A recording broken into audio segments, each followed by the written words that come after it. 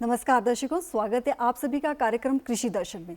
दर्शकों, जो किसान भाई बहन गेहूं की खेती करते हैं उनकी हर साल गेहूं की खेती में कोई ना कोई रोग उत्पन्न हो जाता है, जिसकी वजह से उनकी गेहूं की खेती में बहुत ज़्यादा नुकसान होता है और इसके साथ गेहूं की जो प्रोडक्शन होती है उसमें भी बहुत ज़्यादा कमी आती है।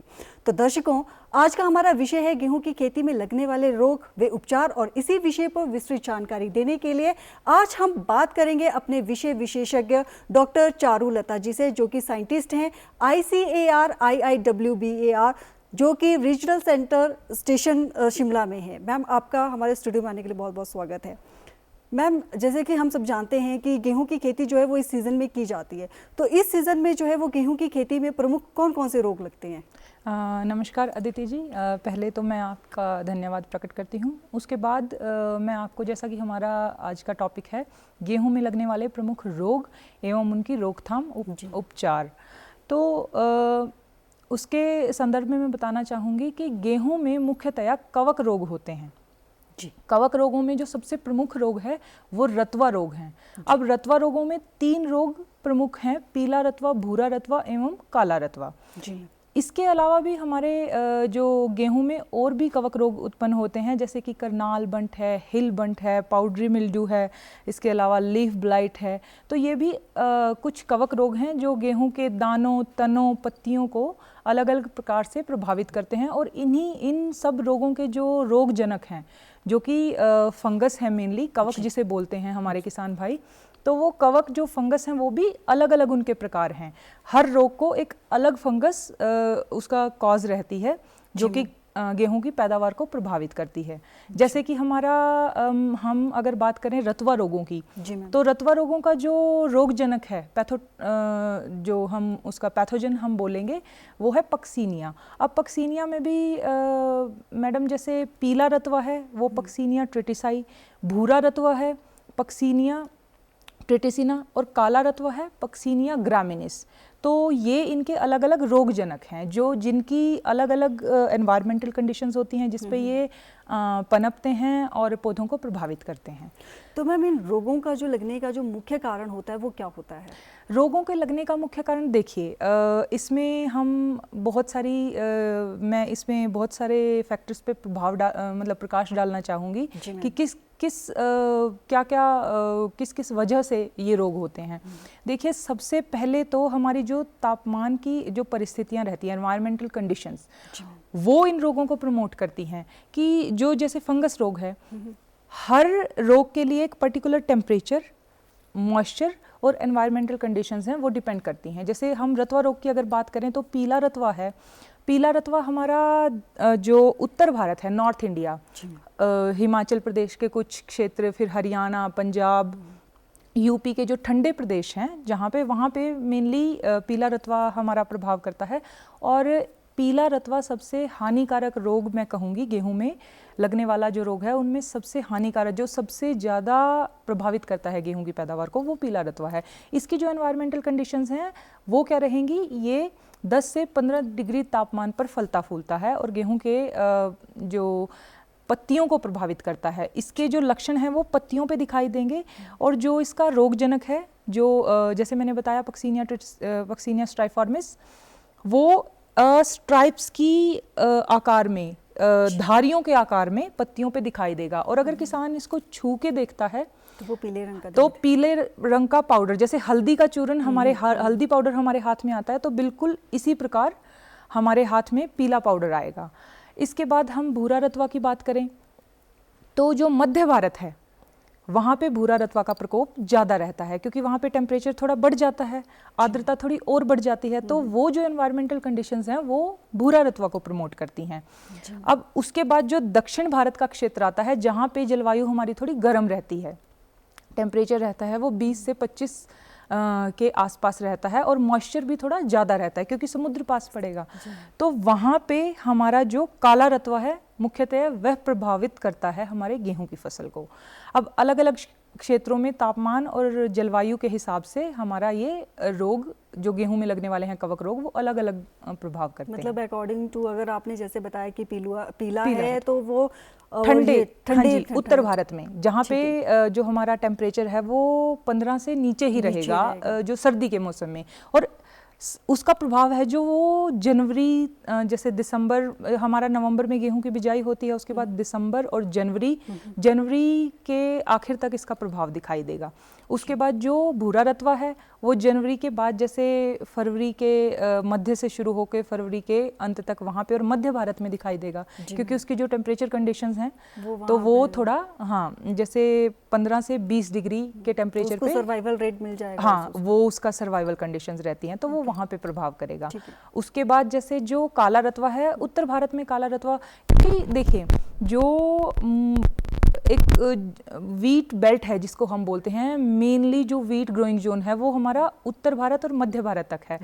दक्षिण भारत में जो गेहूं की पैदावार है वो कम है इन दो क्षेत्रों के, क्योंकि गेहूं की पैदावार के हिसाब से हमने हमारे भारत को 5 अलग अलग जोन्स में डिवाइड किया है, जैसे northern hill zone, northern western plain zone, central zone, peninsular zone, southern zone, इस प्रकार से हमने बांटा हुआ है, जो कि तापमान, हमारी जलवायु और पैदावार के हिसाब से हमने अलग अलग भागों में हमारा गेहूं की पैदावार के हिसाब से बांटा है जोन वाइज, और इनमें वैरायटीज़ भी अलग अलग हम रिकमेंड करते हैं किसान भाइयों को। मैम, जैसे कि आजकल हम देख रहे हैं कि हमारे पास बारिश नहीं हो रही है या फिर हमारा जो पॉल्यूशन है वो डे बाई डे इंक्रीज हो रहा है, तो क्या इसका जो इफ़ेक्ट है वो हमारे वीट प्रोडक्शन पे पड़ सकता है?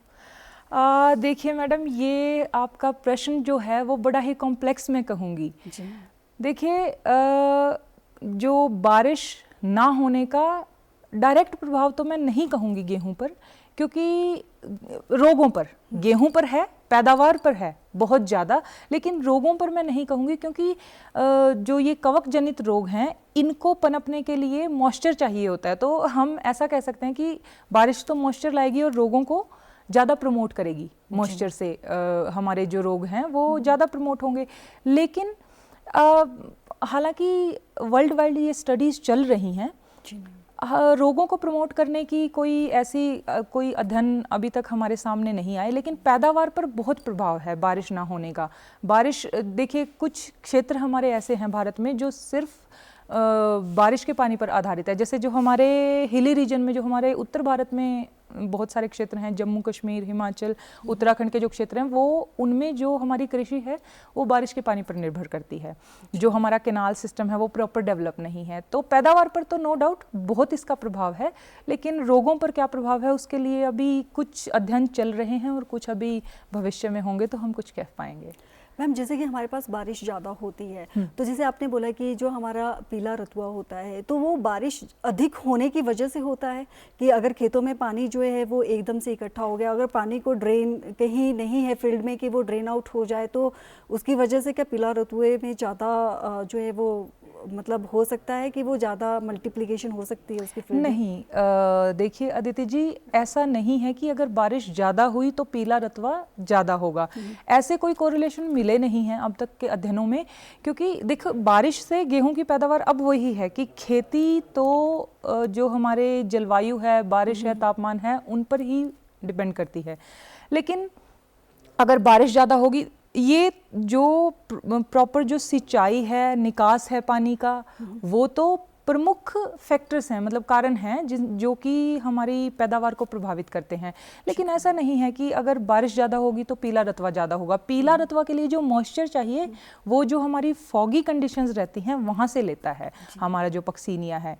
हालांकि इसको जैसे शुरुआत में पनपने के लिए बहुत ज़्यादा मॉइस्चर की ज़रूरत होती है, तो जो ठंडे क्षेत्र हैं और वो जनवरी और दिसंबर के महीनों में फॉगी कंडीशंस रहती हैं, जो उत्तर भारत में मेनली, तो वहाँ से उनको अपने प्रॉपर मॉइस्चर कंडीशंस मिल जाती हैं, जिससे कि वो रोग को पनपने में, एस्टैब्लिश होने में और अपना इन्फेक्शन करने में सहायता मिलती है। मैम, अभी आपने जिक्र किया डिफरेंट जो हमारे रोग लगते हैं हमारे वीट में, तो मैम एक आम जो हमारा किसान है जिसको इन रोगों की नॉलेज नहीं है, तो वो इन रोगों को कैसे आइडेंटिफाई करेगा अपनी फील्ड में, मतलब शुरुआती तौर पे, ताकि वो आगे जाके पूरी फील्ड में वो रोग ना फैले?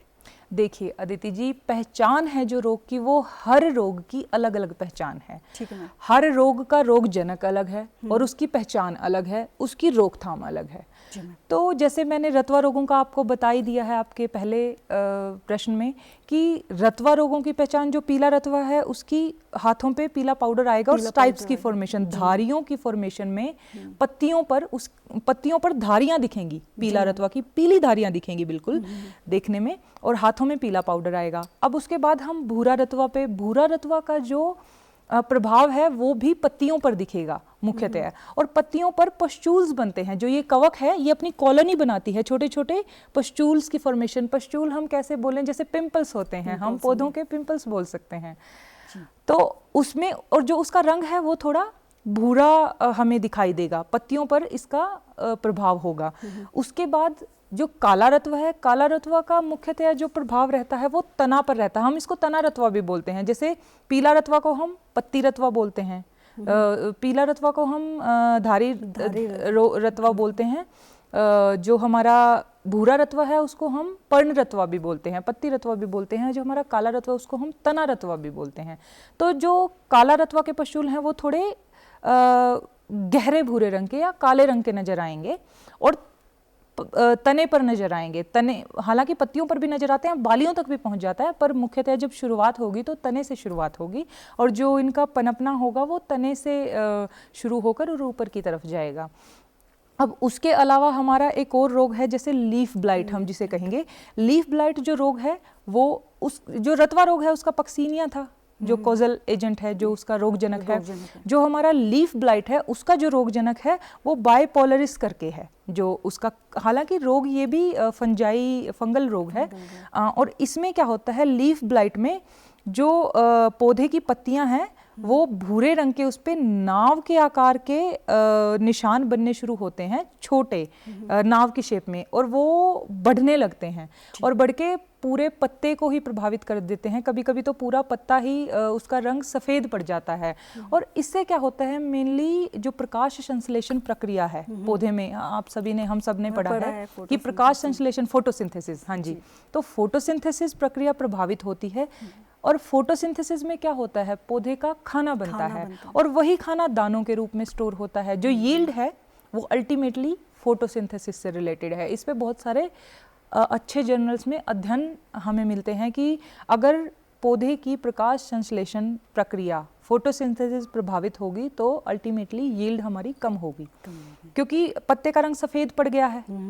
तो हरे रंग जो क्लोरोफिल होता है उससे वो पर्णहरित उसमें रहता है क्लोरोफिल, उसकी सहायता से फोटोसिंथेसिस होती है। अब वही नहीं है तो फोटोसिंथेसिस नहीं होगी, फोटोसिंथेसिस नहीं हुआ तो यील्ड नहीं होगी। तो मैम जो आपने लीफ ब्लाइट का भी जिक्र किया, तो इसके पीछे लगने का क्या कारण रहता है? इसके पीछे मैडम मैंने जैसे आपको बताया कि ये भी एक कवक जनित रोग है, फंगल डिसीज है, जो कि बाइपोलरिस इसका जो कॉजल ऑर्गेनिज्म है। तो ये आगे जो पीढ़ी दर पीढ़ी बढ़ते रहते हैं। जैसे रतवा रोग के ऐसा नहीं पता लगता कि कहाँ पे इसका रोग जनित कहाँ छुपा बैठा है। ये पूरे लाइक वर्ल्ड वाइड स्टडीज़ इसके ऊपर हो रही हैं कि कहाँ से पनपता है इसका। जैसे ऑफ सीजन में हमें पता ही नहीं लगता कि कहाँ पे इसका जो पैथोजन है वो कहाँ छिपा बैठा रहता है। हाँ, कुछ कयास लगाए जाते हैं कि उत्तर भारत में पहाड़ियों में मिलता है, पहाड़ियों से फिर एयर के साथ, पानी के साथ नीचे को जाता है। लेकिन मैडम अदिति, इस बात को भी मैं झुठलाना चाहूँगी, क्योंकि हमारा जो ये पीला रतवा का सबसे पहला फर्स्ट इन्फेक्शन हम जिसे बोलते हैं वो पंजाब में मिलता है। हरियाणा और पंजाब में जो फर्स्ट सैंपल्स हमें पाए जाते हैं वो हरियाणा और पंजाब में पाए जाते हैं। उसके बाद जो हिमाचल में और वहाँ से, क्योंकि जैसे मैं Indian institute of wheat and barley में काम करती हूँ, तो हमारा क्या काम है, हम मेनली जो स्क्रीनिंग करते हैं अपनी गेहूं की, जो पूरे भारत में गेहूं की प्रजनन ब्रीडिंग हो रही है, तो हमारे पास वो वैरायटीज़ आती हैं, हम उनको स्क्रीन करते हैं रोगों के लिए कि इनमें, इनके दानों में कोई रोग तो नहीं है। आगे ये अगर वो दाने, वो वैरायटीज ससेप्टेबल पाई जाती हैं तो आगे हम उनको प्रमोट नहीं करते, वो फिर रिलीज़ नहीं हो पाती, उनको रिलीज़ नहीं होने देते, क्योंकि अगर ये कवक रिलेटेड रोग होते हैं और इनको अगर प्रॉपर एनवायरमेंटल कंडीशंस मिले तो ये पूरे खेतों को, फील्ड्स को ख़त्म कर देते हैं। हाँ, तो इसी प्रकार जैसे अलग अलग फंगस इनको मतलब इनके कॉजल एजेंट्स रहते हैं, तो किसी रोग के जो कॉजल एजेंट हैं वो दानों में छिपे रहते हैं, कोई मिट्टी में छिपे रहते हैं।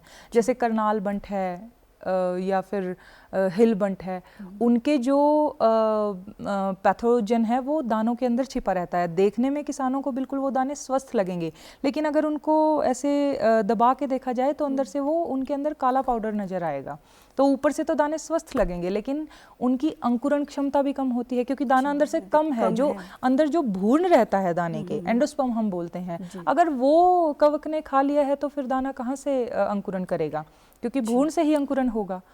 तो ये है कि कुछ दानों में भी छिपे रहते हैं, कुछ सॉइल में छिपे रहते हैं, और कुछ जैसे मैंने रतवा का बताया उनका हमें पता ही नहीं है।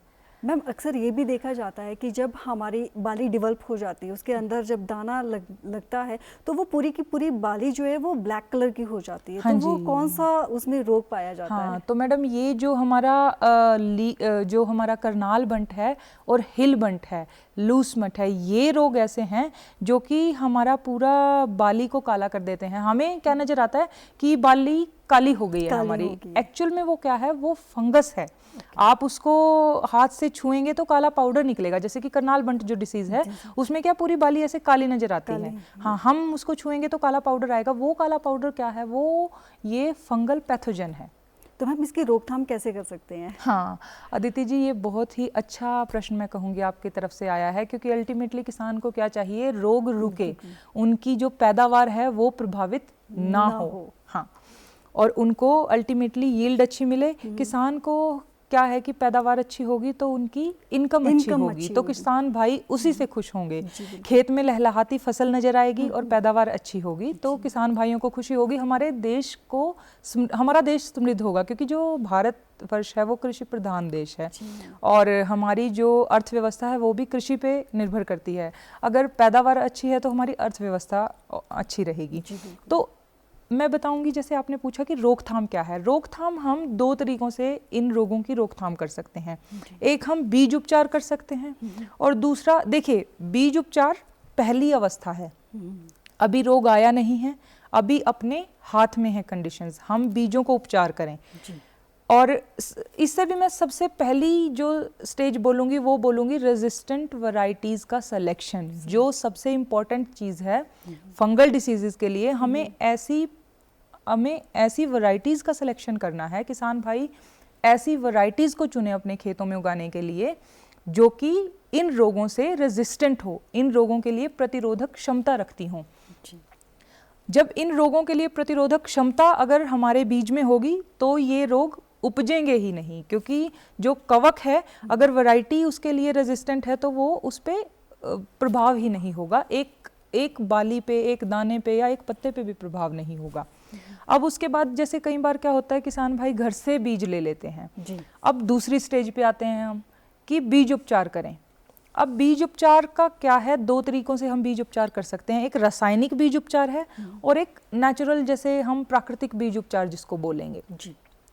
प्राकृतिक बीज उपचार में जैसे आजकल प्राकृतिक खेती और उस सब का बड़ा चलन बढ़ने लगा है जी। हाँ जी, तो प्राकृतिक बीज उपचार में हमारे पास क्या होते हैं, नीम ऑयल होता है, गोमूत्र हमारे पास है, उनका मिश्रण हम तैयार करते हैं, नीम ऑयल का और गोमूत्र का, उससे हम अपना बीज उपचार करते हैं।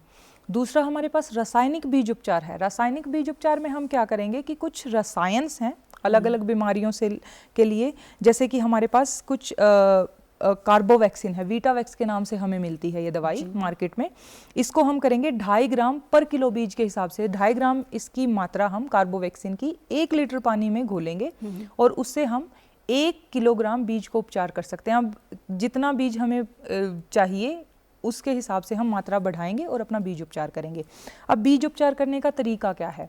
बीज उपचार करने के लिए किसान भाई 1 या 2 दिन पहले अपना प्रक्रिया शुरू करें, जिसमें कि जिस सॉल्यूशन में, जिस घोल में बीज उपचार कर रहे हैं, बीजों को अच्छी तरह डुबोएं, वो अच्छी तरह बीजों पे मिलना चाहिए और उसके बाद उसको सुखाना है बीजों को। और देखिए अदिति जी, सुखाना है उसको छाया में सुखाना है। किसान भाई इस बात का विशेष ध्यान रखें कि उन बीजों को, जो हमारे बीज उपचार किए हुए बीज हैं, उनको हम धूप में बिल्कुल नहीं सुखाएंगे, क्योंकि धूप में जो हमारा केमिकल या फिर हमने नीम ऑयल या फिर गौमूत्र हमने जो इस्तेमाल किया है वो इवेपोरेट हो जाते हैं, उड़ जाते हैं। केमिकल्स की क्या है, कॉम्पोजिशन बदल जाती है। हमारी धूप लगने से, तो वो बेअसर हो जाएंगे। तो उसको छाया में सुखाना है। 24 से 48 घंटे के अंदर सूती कपड़ा बिछाएं। जितना हमारा बीज की मात्रा है उस हिसाब से सूती कपड़ा या पल्ली किसानों के घरों में होती हैं उसको बिछाएं और अच्छी तरह उसको छाया में एक एक दाने को फैला के सुखाएं। जब वो अच्छी तरह उनमें ये कि छू के देखें, जब वो गीले नहीं लगते तब उनको हम बिजाई के लिए इस्तेमाल कर सकते हैं। जी बिल्कुल। अब तीसरा जो चरण आता है, देखिए 2 चरण हो चुके हैं। पहला हम रेजिस्टेंट वैरायटीज का सिलेक्शन करें, दूसरा हम बीज उपचार करें। अगर ये भी किसी ना किसी तरीके से किसान भाइयों से स्किप हो गया है तो अब आता है तीसरा इलाज। तीसरे इलाज में हम क्या करेंगे, जब रोग हमें दिखने लगा है हमारे फील्ड में, हमारे खेत में, जब रोग हमें विजिबल हुआ तब उसके बाद हमारे पास क्या रह जाते हैं, केमिकल स्प्रे रह जाते हैं। तो वो हम अलग अलग केमिकल्स हमारे पास होंगे, जैसा कि हम दर्शाते हैं कि जो रस्ट के लिए है वो प्रोपिकोनाजोल, टेबिकोनाजोल या फॉलिकर 25 EC हमें मार्केट में अलग अलग नामों से अवेलेबल हैं। उनका हम जैसे 1 मिलीलीटर प्रति 1 ml पर लीटर ऑफ वाटर में हम उसको घोलेंगे और उस हिसाब से अपनी फसलों में छिड़काव करेंगे। अब जैसे करनाल बंट है, करनाल बंट में हम प्रोपिकोनाजोल दोबारा से ले सकते हैं, 10 EC का हमें घोल मिलेगा। पाउडरी मिल्ड्यू में हम जैसे वीट लीफ ब्लाइट में हम मैंकोजेब करके हमारे पास एक केमिकल स्प्रे आता है जो कि हम अपने किसान भाइयों को रिकमेंड करते हैं। उसके अलावा फ्लैग स्मट या हिल बंट जो हैं उनमें भी हम प्रोपिकोनाजोल, टेबिकोनाजोल, क्योंकि ये सभी रोग जैसा कि मैंने बताया फंगल रोग हैं, कवक जनित रोग हैं। तो कवक जनित रोगों में जैसे हमारा प्रोपिकोनाजोल, टेबिकोनाजोल और हमारा फॉलिकर, ये अलग अलग नामों से, टिल्ट के नाम से मार्केट में अवेलेबल है। वो उस हिसाब से हम छिड़काव कर सकते हैं जब रोग हमें दिखने लगे। अब एक इसके अलावा मैं महत्वपूर्ण बात किसान भाइयों को बताना चाहूँगी कि जो मात्रा रिकमेंडेड है, रिकमेंडेड डोज होती है हर दवाई की, उस हिसाब से फसल में उस दवाई का छिड़काव करें, उससे ज़्यादा ना करें। उसके क्या हैं, देखिए 3 प्रभाव हैं। उसका पहला प्रभाव तो किसान भाई की अपनी पॉकेट पे है, क्योंकि ये केमिकल्स हैं, ये बड़े महंगे आते हैं। ठीक है, जितना ज़्यादा हम लगाएंगे उतना ज़्यादा हमारी पॉकेट पे फर्क पड़ेगा। दूसरा जो प्रभाव है वो खाने वाले पे है, पशु खा रहे हैं या हम इंसान खा रहे हैं। अब पहले कैंसर सुनाई भी नहीं देता था, किसी को होता था तो लोग डरते थे, कानों को हाथ लगाते थे कैंसर का नाम सुन के। आजकल क्या है, हर चौथे बंदे को कैंसर सुनाई देता है कि कैंसर से। तो इसका जो रूट कॉज है, तो जो हम केमिकल्स हमारे एनवायरनमेंट में हैं, हमारी फसलों में है, वही इसका मेन रीज़न है। जो तीसरा प्रभाव है जो दिखाई नहीं देता वो हमारे एनवायरनमेंट पे है। अब हर कोई बोलता है क्लाइमेट चेंज, क्लाइमेट चेंज। क्या है क्लाइमेट चेंज? क्लाइमेट चेंज यही है जो हम अंधाधुंध हमारी फसलों में, हमारे एनवायरनमेंट में जो केमिकल्स परसिस्टेंस है वही अल्टीमेटली एनवायरमेंटल जो इफ़ेक्ट्स हैं उसमें नज़र आती हैं और क्लाइमेट चेंज के रूप में। अब इतनी बड़े बड़े सम्मेलन, इतनी बड़ी बड़ी वार्तालाप होते हैं, लेकिन जो शुरुआत है वो कहीं ना कहीं बहुत छोटे स्तर से होती है जो कि ध्यान नहीं दी जाती। तो मैम क्या इनका इम्पैक्ट जो है वो हमारे सॉइल न्यूट्रिएंट्स पे भी पड़ता है? बिल्कुल पड़ता है। आप केमिकल्स का पूछ रहे हैं? जी अदिति जी, बिल्कुल पड़ता है। देखिए जैसे जो हमारी हम जो पेस्टिसाइड्स या जो हम मार्केट में अवेलेबल है, यूरिया खाद, DAP, उनका इस्तेमाल करते हैं, तो जो नेचुरल हमारी सॉइल है वो कहीं ना कहीं ये केमिकल्स हैं। केमिकल्स क्या करते हैं, जो फसल में माइक्रोब्स होते हैं उनको मार देते हैं। और जो माइक्रोब्स हैं वही जो न्यूट्रिएंट है वो कहाँ से आता है? माइक्रोब से आता है। हम खाना खाते हैं, हमारे इंटेस्टाइन में इकोलाई है, वो उसका न्यूट्रिएंट एक्सट्रैक्ट करना, डाइजेशन में हेल्प करती है। अगर सारे इंटेस्टाइन से इकोलाई को मार दिया जाए तो हम न्यूट्रिएंट एब्जॉर्ब नहीं कर पाएंगे। इसी प्रकार जो हमारी मिट्टी है वो क्या है, फुल ऑफ माइक्रोब्स है, जो कि हमारे मित्र सूक्ष्म जीव हैं। अब हम अंधाधुंध केमिकल्स को अगर स्प्रे करेंगे तो कहीं ना कहीं ये हमारे जो माइक्रोब्स हैं, सूक्ष्म जीव हैं, वो मर जाएंगे और हमारे सॉइल हेल्थ और सॉइल न्यूट्रिशन पे बहुत प्रभाव पड़ेगा। मैम अब बात आती है कि गेहूं की खेती को शुरू करने से पहले किसान अपने जो फार्म होता है, खेत होते हैं, उनको कैसे तैयार करे? हाँ जी अदिति जी, देखिए जो गेहूं के खेतों को तैयार करने के लिए, जैसे मेनली जहाँ पे गेहूं की फसल होती है तो वीट राइस क्रॉपिंग सिस्टम हम मतलब ज़्यादातर फार्मर्स अडॉप्ट करते हैं, हालांकि गलत है, करना नहीं चाहिए। बीच में सब्जियां या और जो दालें हैं उनका चयन करना चाहिए, क्योंकि एक ही प्रकार की अगर हम फसल उगाते रहेंगे, गेहूं और राइस हम लेते रहेंगे, तो एक फसल को एक ही तरीके के न्यूट्रिएंट्स चाहिए तो वो एक, और जैसे दालें हम अगर बीच में नहीं लगाते तो दालों में जैसे माइक्रोब्स का जो दलहन होते हैं उनके रूट्स में माइक्रोब्स ज़्यादा उनको शेल्टर प्रोवाइड करती हैं दालों की फसलें। मिक्स फार्मिंग करनी चाहिए। मैं ये किसान भाइयों को बोलना चाहूँगी, सब्जियां भी उगाएं, बीच में दलहन फसलों का उपयोग करें, जैसे मिलेट्स हैं उनको भी अपने फसल मतलब क्रॉपिंग सिस्टम में वो फसल चक्र में इस्तेमाल कर सकते हैं। हालांकि आपने जो मेरे से प्रश्न किया कि इनकी खेती को कैसे, खेत को हम कैसे तैयार करें, किसान भाई कैसे तैयार करें, तो राइस के सीजन के बाद जैसे या पहले सीजन के बाद अच्छी तरह से उसकी बुवाई करें, या अगर जीरो टिलेज या उस तरीके के भी हमारे पास आजकल कृषि पद्धतियां उपलब्ध हैं, वो भी बहुत लाभदायक हैं। लेकिन हमारा जो सॉइल टेम्परेचर है गेहूं की बिजाई से पहले वो 20 से 25 डिग्री होना चाहिए, जो कि आइडियल जिसको हम बोलते हैं, आदर्श जो तापमान रहता है 20 से 25 डिग्री, ना बहुत गीला हो ना बहुत सूखा हो।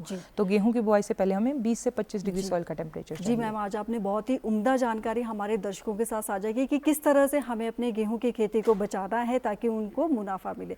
मैम, अपना बहुमूल्य समय निकालकर हमारे स्टूडियो में आपका बहुत बहुत धन्यवाद। दर्शकों, ये था हमारा आज का कार्यक्रम। अगले अंक में फिर आपसे मुलाकात होगी एक नए विषय के साथ। तब तक के लिए हमें इजाज़त दीजिए। नमस्कार।